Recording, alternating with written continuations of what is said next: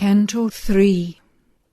The Yoga of the King, the Yoga of the soul's release. As so he grew into his larger self, humanity framed his movements less and less. A greater being saw a greater world.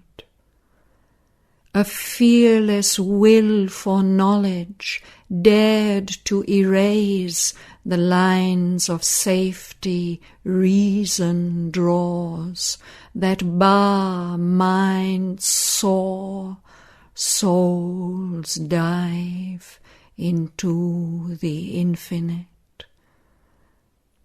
Even his first steps broke our small earth bounds and loitered in a vaster, freer air.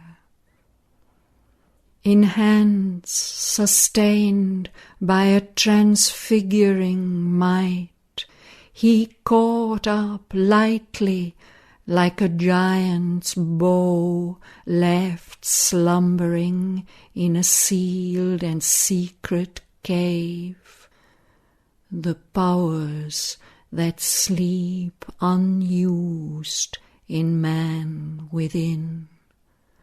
He made of miracle a normal act, and turned to a common part of divine works, magnificently natural at this height, efforts that would shatter the strength of mortal hearts. Pursued in a royalty of mighty ease, aims too sublime for nature's daily will. The gifts of the Spirit crowding came to him. They were his life's pattern and his privilege. A pure perception lent its lucent joy. Its intimate vision waited not to think. It enveloped all nature in a single glance. It looked into the very self of things, deceived no more by form. He saw the soul. In beings it knew what lurked to them unknown. It seized the idea in mind, the wish in the heart. It plucked out from grey folds of secrecy the motives which from their own sight men hide. He felt the beating life in other men invade him with their happiness and their grief, their love, their anger, their unspoken hopes entered in currents or in pouring waves into the immobile ocean of his calm. He heard the inspired sound of his own thoughts re-echoed in the vault of other minds. The world's thought streams travelled into his ken. His inner self grew near to others' selves, and bore a kinship's weight, a common tie, yet stood untouched king of itself alone. A magical accord, quickened and attuned to ethereal symphonies, the old earthy strings. It raised the servitors of mind and life to be happy partners in the soul's response. Tissue and nerve were turned to sensitive chords, records of luster and ecstasy. It made the body's means, the spirit's acolytes. A heavenlier function, with a finer mode, lit with its grace man's outward earthliness. The soul's experience of its deeper sheaths, no more slept drugged by matter's dominance. In the dead wall closing us from wider self, into a secrecy of apparent sleep, the mystic tract beyond our waking thoughts, a door parted, built in by matter's force, releasing things unseized by earthly sense. A world unseen, unknown by outward mind, appeared in the silent spaces of the soul. He sat in secret chambers, looking out into the luminous countries of the unborn, where all things dreamed by the mind are seen and true, and all that the life longs for is drawn close.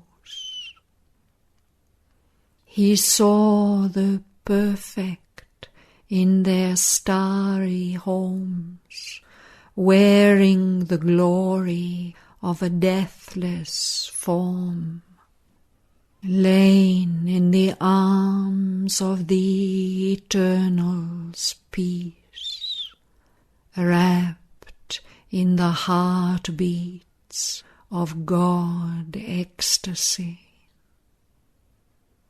He lived in the mystic space where thought is born, and will is nursed by an ethereal power, and fed on the white milk of the eternal strengths, till it grows into the likeness of a God. In the witnesses' occult rooms with mind-built walls, on hidden interiors, lurking passages, opened the windows of the inner sight. He owned the house of undivided time. Lifting the heavy curtain of the flesh, he stood upon a threshold serpent-watched, and peered into gleaming endless corridors. Silent and listening in the silent heart for the coming of the new and the unknown. He gazed across the empty stillnesses and heard the footsteps of the undreamed idea in the far avenues of the beyond. He heard the secret voice, the word that knows, and saw the secret face that is our own. The inner planes uncovered their crystal doors. Strange powers and influences touched his life. A vision came of higher realms than ours, a consciousness of brighter fields and skies, of beings less circumscribed than brief-lived men, and subtler bodies than these passing frames. Objects too fine for our material grasp, acts vibrant with a superhuman light, and movements pushed by a superconscient force, and joys that never flowed through mortal limbs, and lovelier scenes than earth's, and happier lives. A consciousness of beauty and of bliss, a knowledge which became what it perceived, replaced the separated sense and heart, and drew all nature into its embrace. The mind leaned out to meet the hidden worlds. Air glowed and teemed with marvelous shapes and hues. In the nostrils quivered celestial fragrances. On the tongue lingered the honey of paradise. A channel of universal harmony. Hearing was a stream of magic audience. A bed for occult sounds earth cannot hear. Out of a covered tract of slumber self, the voice came of a truth submerged, unknown, that flows beneath the cosmic surfaces. Only mid an omniscient silence heard, held by intuitive heart and secret sense. It caught the burden of secrecies sealed and dumb. It voiced the unfulfilled demand of earth, and the song of promise of unrealized heavens, and all that hides in an omnipotent sleep. In the unceasing drama carried by time on its long listening flood that bears the world's insoluble doubt on a pilgrimage without goal, a laughter of sleepless pleasure foamed and spumed, and murmurings of desire that cannot die. A cry came of the world's delight to be, the grandeur and greatness of its will to live. Recall of the soul's adventure into space, a traveller through the magic centuries, and being's labour in matter's universe, its search for the mystic meaning of its birth, and joy of high spiritual response, its throb of satisfaction and content in all the sweetness of the gifts of life, its large breath and pulse and thrill of hope and fear, its taste of pangs and tears and ecstasy, its rapture's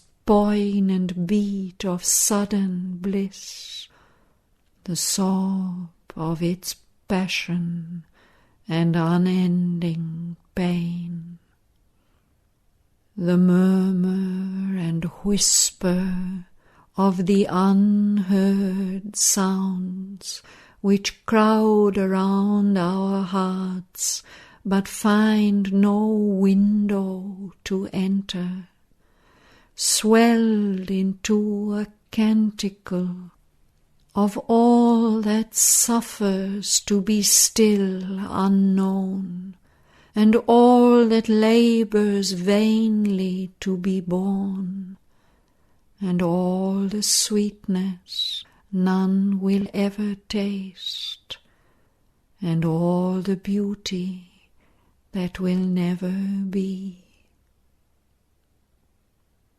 Inaudible to our deaf mortal ears, the wide world rhythms wove their stupendous chant, to which life strives to fit our rhyme beats here, melting our limits in the illimitable, tuning the finite to infinity.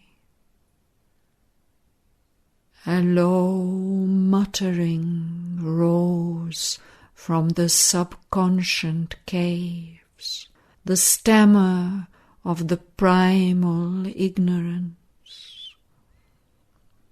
Answer to that inarticulate questioning, there stooped with lightning neck and thunder's wings a radiant hymn to the inexpressible, and the anthem of the superconscient light. All was revealed there, none can here express.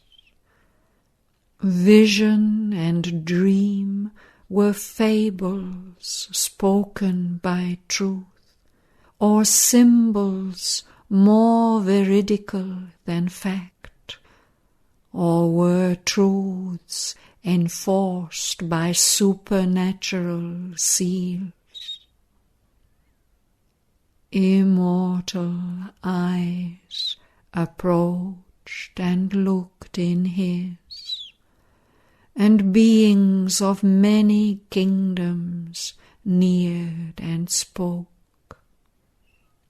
The ever-living, whom we name as dead, could leave their glory beyond death and birth, to utter the wisdom which exceeds all phrase. The kings of evil and the kings of good, appellants at the reason's judgment seat, proclaimed the gospel of their opposites, and all believed themselves spokesmen of God. The gods of light and titans of the dark battled for his soul as for a costly prize. In every hour loosed from the quiver of time, there rose a song of new discovery, a bow twang's hum of young experiment. Each day was a spiritual romance, as if he was born into a bright new world. Adventure leaped an unexpected friend, and danger brought a keen, sweet tang of joy. Each happening was a deep experience. There were high encounters, epic colloquies, and counsels came couched in celestial speech, and honeyed pleadings breathed from occult lips to help the heart to yield to rapture's call. And sweet temptations stole from beauty's realms, and sudden ecstasies from a world of bliss. It was a region of wonder and delight. All now his bright clairaudience could receive, a contact thrilled of mighty unknown things, awakened to new unearthly closenesses. The touch replied to subtle infinities, and with a silver cry of opening gates, sight's lightnings leapt into the invisible. Ever his consciousness and vision grew. They took an ampler sweep, a loftier flight. He passed the border marked for matter's rule, and past the zone where thought replaces life. Out of this world of signs, suddenly he came into a silent self where world was not, and looked beyond into a nameless vast. These symbol figures lost their right to live. All tokens dropped our sense can recognize. There the heart beat no more at body's touch. There the eyes gazed no more on beauty's shape. In rare and lucent intervals of hush, into a signless region he could soar, packed with the deep contents of formlessness, where world was into a single being wrapped, and all was known by the light of identity, and spirit was its own self-evidence. The Supreme's gaze looked out through human eyes, and saw all things and creatures as itself, and knew all thought and word as its own voice. There, unity is too close for search and clasp, and love is a yearning of the one for the one, and beauty is a sweet difference of the same, and oneness is the soul of multitude. There all the truths unite in a single truth, and all ideas rejoin reality. There, knowing herself by her own termless self, wisdom supernal, wordless, absolute, sat uncompanioned in the eternal calm, all-seeing, motionless, sovereign and alone. There knowledge needs not words to embody idea. Idea, seeking a house in boundlessness, weary of its homeless immortality, asks not in thought's carved brilliant cell to rest, whose single windows clipped outlook on things sees only a little arc of God's vast sky. The boundless with the boundless there consorts, while there one can be wider than the world, while there one is one's own infinity. His centre was no more in earthly mind. A power of seeing silence filled his limbs. Caught by a voiceless white epiphany, into a vision that surpasses forms, into a living that surpasses life, he neared the still consciousness sustaining all.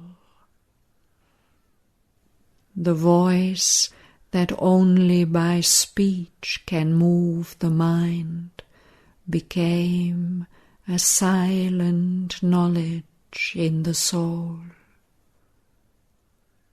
The strength that only in action feels its truth was lodged now in a mute, omnipotent peace. A leisure in the labour of the worlds, a pause in the joy and anguish of the search, restored the stress of nature to God's calm. A vast unanimity ended life's debate. The war of thoughts that fathers the universe, the clash of forces struggling to prevail in the tremendous shock that lights a star as in the building of a grain of dust. The grooves that turn their dumb ellipse in space, ploughed by the seeking of the world's desire. The long regurgitations of time's flood, the torment edging the dire force of lust that wakes kinetic in earth's dullard slime and carves a personality out of mud. The sorrow by which nature's hunger is fed.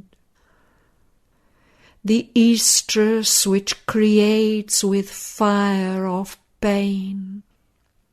The fate that punishes virtue with defeat. The tragedy that destroys long happiness. The weeping of love. The quarrel of the gods ceased in a truth which lives in its own light. His soul stood free, a witness and a king, absorbed no more in the moment-ridden flux, where mind incessantly drifts as on a raft, hurried from phenomenon to phenomenon. He abode at rest in indivisible time, as if a story long written but acted now. In his present he held his future and his past, felt in the seconds the uncounted years, and saw the hours like dots upon a page. An aspect of the unknown reality altered the meaning of the cosmic scene. This huge material universe became a small result of a stupendous force. Overtaking the moment, the eternal ray illumined that which never yet was made. Thought lay down in a mighty voicelessness. The toiling thinker widened and grew still. Wisdom transcendent touched his quivering heart. His soul could sail beyond thought's luminous bar. Mind screened no more the shoreless infinite.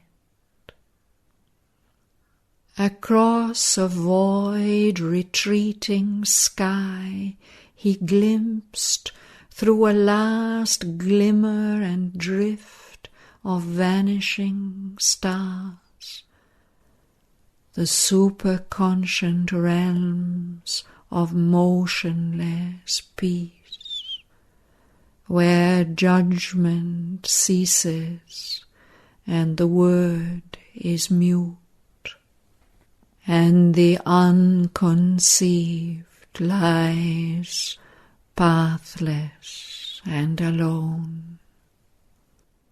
There came not form or any mounting voice. There only were silence and the Absolute. Out of that stillness, mind newborn arose, and woke to truths once inexpressible, and forms appeared dumbly significant. A seeing thought, a self-revealing voice.